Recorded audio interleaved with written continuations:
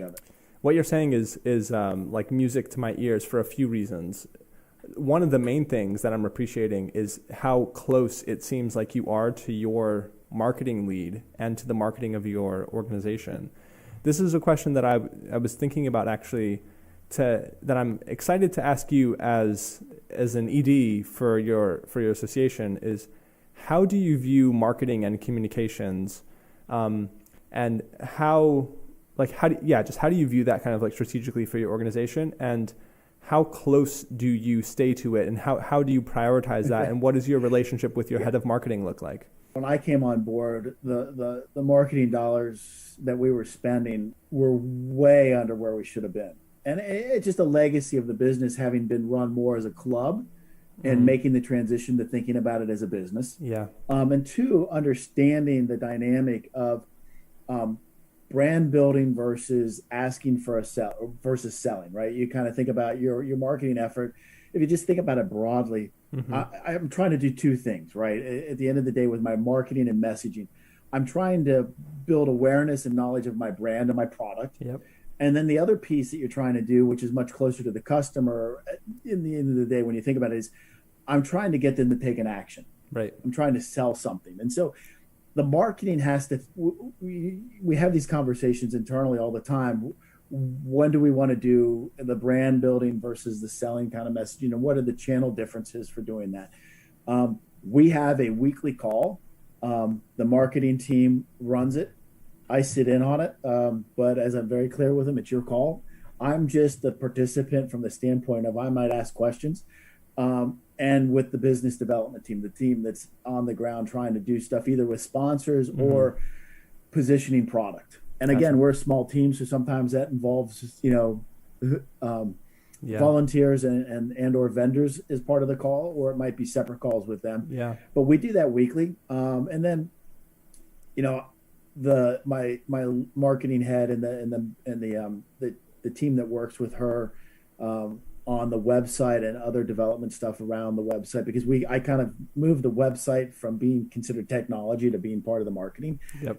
Smart. It's yours. You own the website as part of the marketing team. It's right. it's one of your tools.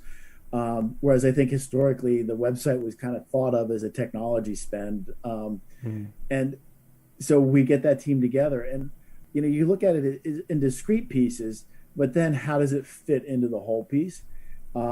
And so then the marketing team and I will probably meet formally once a month. But like I said, we're doing weekly calls anyways, but I get with them as a side conversation with just me and them once a month, just to kind of think about long-term overarching types of things. Whereas that weekly meeting is much more about tactics. Tactical, right. The monthly call that I do with them and the meeting with them, and we'll bring in one of our outside consultants who does a lot of the website stuff so that he's on board and understands what we're doing, because the website plays into that. Yeah. We'll do that longer arc conversation, that, hey, we know we have some launch dates coming up over the 6, 12, 18 months. What do we want to do about our planning for that? What do we want to change? What do we want to look at? Right. And all of that type of stuff. So we do that as well. But again, I always feel like it's just important, even I'm the head of the organization, but I don't want to know all the details about how the sausage is made per se, down into the nitty gritty of individual spends on the channel. But what I want to look at is that on a big picture is have them bring it up to me and say, overall, this is what the picture looks like. And then, we can ask questions about how we want to change things. And then, are we thinking about a new service? Or in the case of something, we've talked about with your team, is changing patterns of consumer behavior generationally. Right. So I'm in the generation and probably the middle to end of that generation that joining affinity groups or membership associations was part of what you did. I look at my kids and they are much more subscription-based consumption. And will they be a member of an organization? Yeah, but they're more likely to consume and feel comfortable consuming that membership on whether it's a weekly charge or a monthly charge of a subscription. Yeah. And I think long term that's going to change how we think about associations in terms of the value proposition we bring, Mm-hmm. And what our members are looking for from us. Yeah. This is Some such of it might be the same. It's just a difference in how you consume. totally. Yes, this is such an interesting point, and I was so interested to bring it up with you here today, based upon our last conversation when we were talking about bringing you on here. Is Yeah.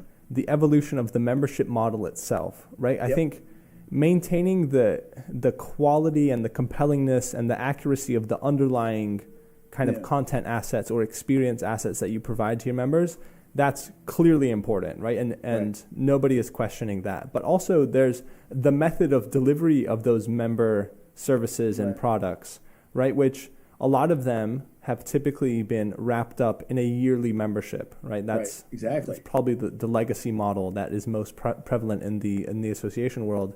And I even relate with that myself. I'm 31. You know, I remember when I was in college at UF, some association chapter representatives came and talked to my class once or twice. I was in the advertising program. I kind of like vaguely remember hearing about some chapters of some associations related to what I was studying, but it was not like, oh yeah, like that's part of the rite of passage of becoming a professional advertiser or marketer, which is Right. what I was on the track for, was to become part of these one or two or three associations. Like that was critical. And so I can relate with that point too. And a lot of my kind of professional education, so to speak, I get in little pockets from different individuals, organizations, brands, some formal things, but it's kind of all over the place. And so because of that, I'm reticent to give $300, $400, $500 or more per year to one organization. I would rather use that in bite-sized manners throughout the year to get that piece of info or that course or that webinar or what have you from different people that, you know, according to what I see that I want to learn more about or what I need. And so, yeah, I think that's super interesting. It's not only like keep up the quality of your ongoing education of your member experiences and member resources,